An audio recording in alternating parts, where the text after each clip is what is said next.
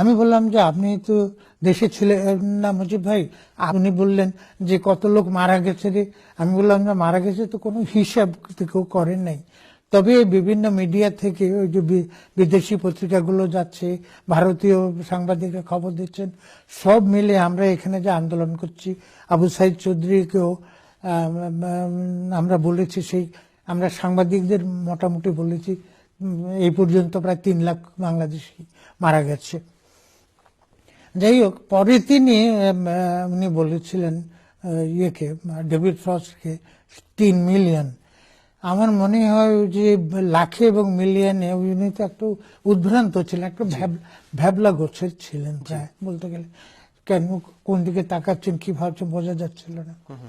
তো উনি ওটা যে ওই 3 মিলিয়ন বলে ফেলেছিলেন, এবং অনেক লোক এখনো সেই জন্যই বলে 3 মিলিয়ন মানে 30 লাখ লোক মারা গেছে। আসলে